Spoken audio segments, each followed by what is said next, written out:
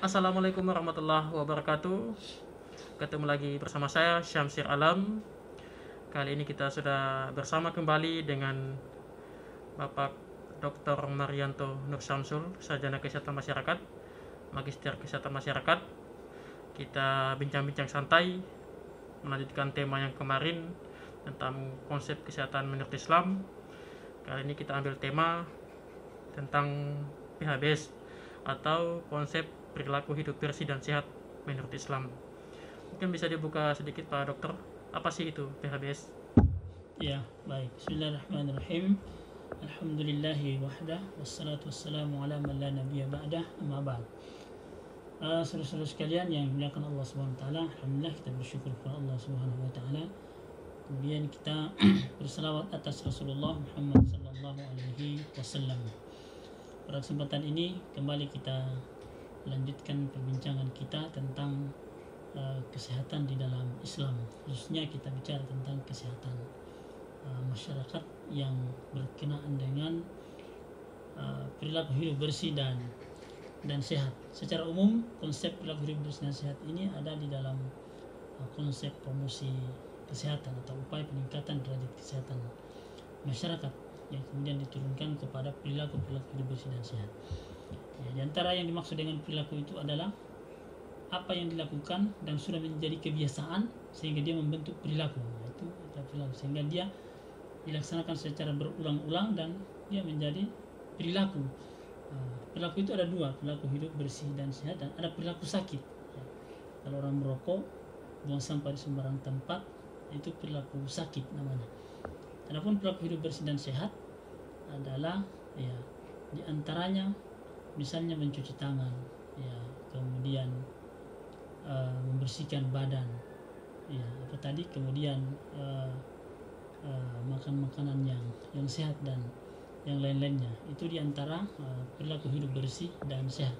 Secara umum konsepnya memang begitu. Jadi indikator perilaku hidup bersih dan sehat itu adalah ya diantaranya adalah ya menjaga kesehatan badan, ya. Dan di dalam Islam ini sangat luar biasa, masya Allah. Jadi 1400 tahun yang lalu Rasulullah SAW telah mengajarkan kepada kita bagaimana membersihkan badan ini, ya, membersihkan badan ini. Kalau kita lihat ya, pola pembersihan badan yang sudah menjadi kebiasaan dan bahkan ini diwajibkan itu melalui berwudu yang diwajibkan setiap kita melaksanakan sholat 5 kali sehari semalam.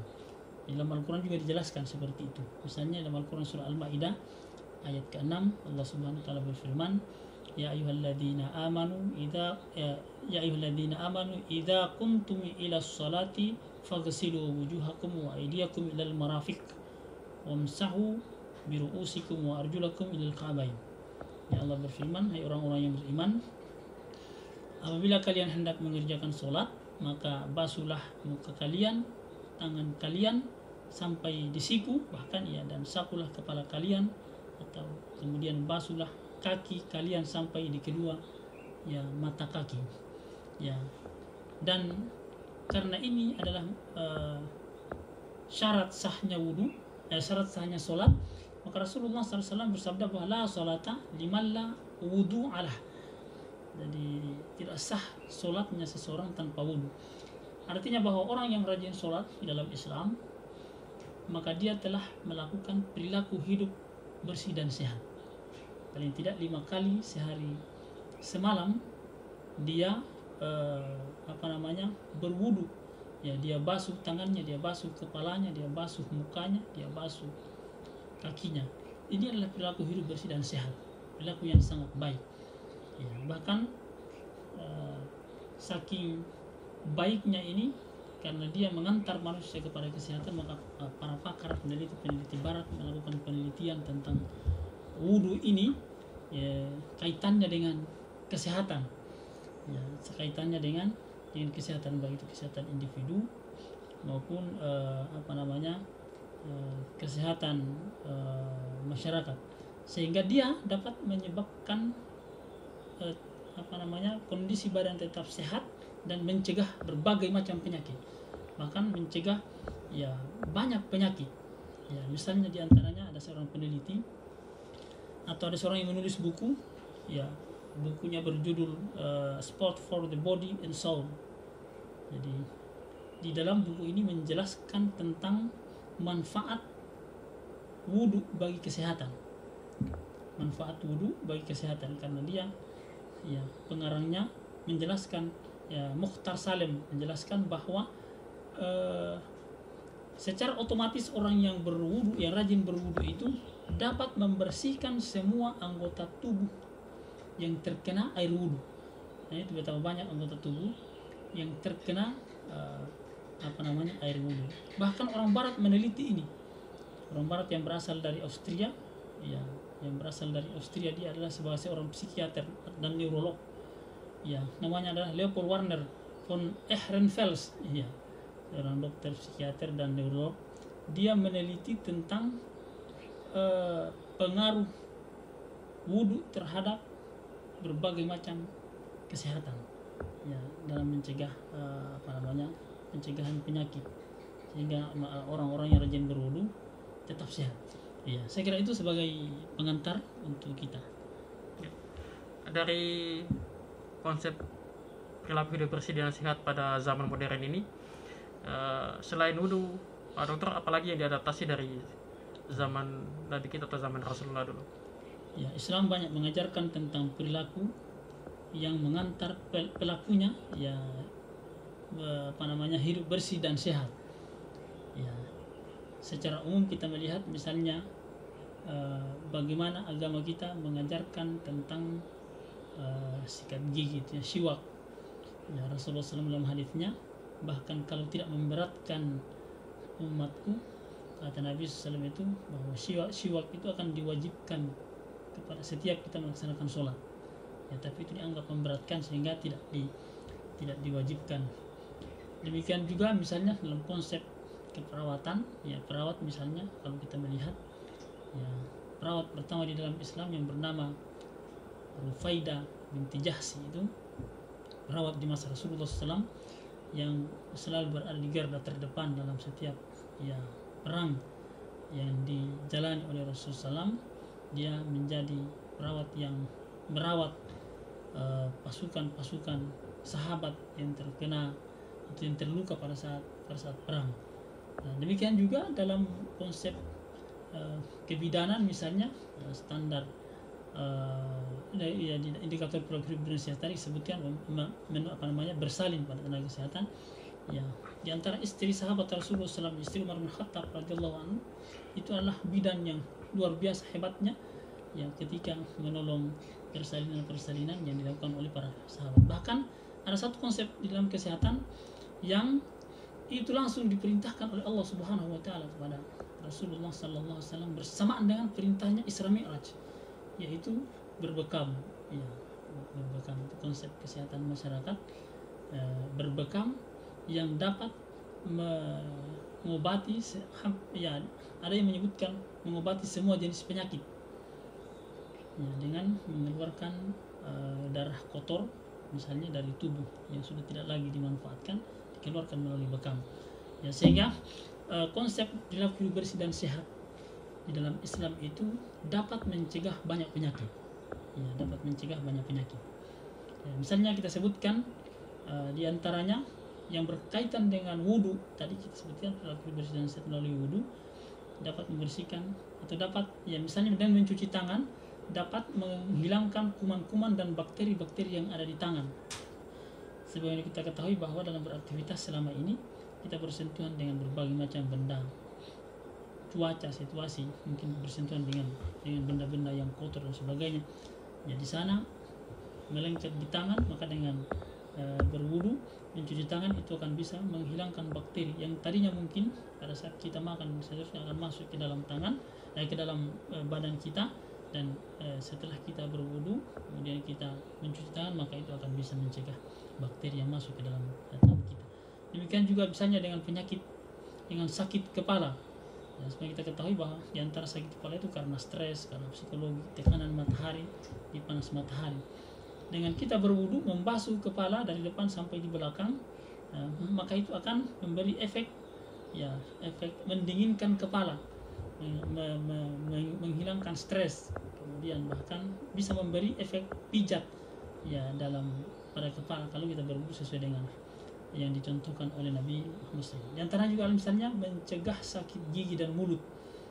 Setiap kita berwudu kita mencuci mencuci mulut, masukkan air ke dalam mulut, kita kumur-kumur, kemudian kita keluarkan. Tentu bakteri-bakteri yang ada diharapkan itu akan bisa keluar ikut bersama dengan air. Termasuk diantaranya adalah mencegah kesehatan hidung. Pada saat kita berwudu kita masukkan air ke dalam hidung, ya yang disebut istinsyak, masukkan air sedikit ke dalam hidung, kemudian dikeluarkan lagi, dan itu diharapkan akan bisa mengeluarkan kotoran-kotoran bakteri yang ada di dalam hidung. Ya, termasuk yang paling umum adalah mencegah penyakit kulit. Misalnya semua kulit yang terkena basuhan air wudu itu dapat dibersihkan, dan dapat dibersihkan dari jamur-jamur, misalnya panu, kemudian kurap dan seterusnya, dan itu akan menghilangkan penyakit-penyakit itu, dan masih banyak yang lain. Bahkan ya yang terakhir,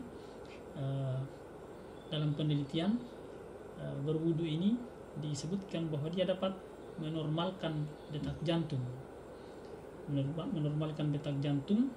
kemudian dapat menstimulus sistem persyarafan di dalam tubuh kita. Jadi saraf-saraf pusat itu dapat distimulus kembali sehingga bisa kembali normal, dan bisa menjadikan tubuh menjadi lebih sehat lagi. Karena itu salah satu kegiatan wudu yang sangat memiliki khasiat yang mumpuni itu adalah ketika kita membasahi semua anggota tubuh dengan air, dan itu akan memberi efek positif terhadap sistem persarafan dan sampai bahkan ke jantung.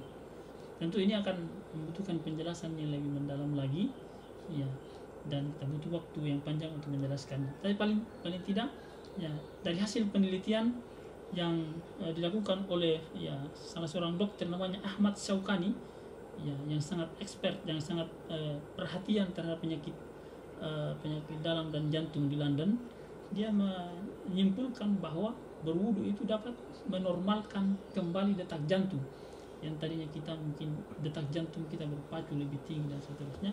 Begitu ya terbiasa terkena dengan air wudu, itu akan kembali menormalkan.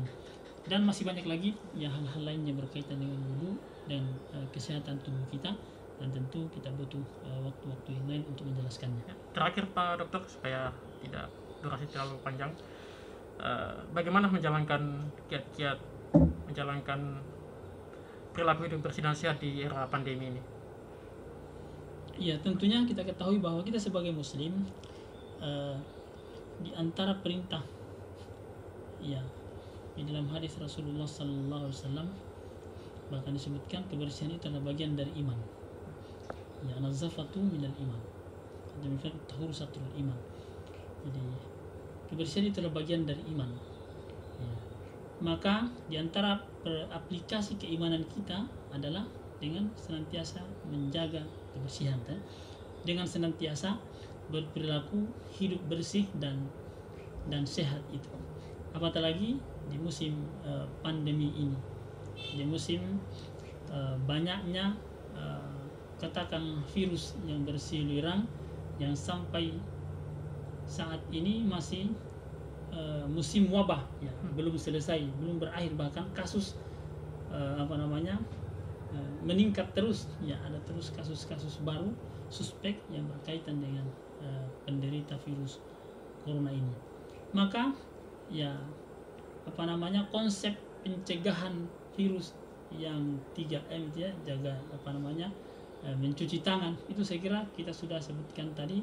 Ya, dalam konsep wudu tidak hanya sekedar mencuci tangan, tetapi juga mencuci mulut, tempat masuknya virus, ya, mencuci hidung, tempat masuknya virus, itu dapat kita maksimalkan dengan baik. Kemudian ya seperti yang disebutkan tadi itu menjaga jarak social distancing. Dalam Islam sudah disebutkan.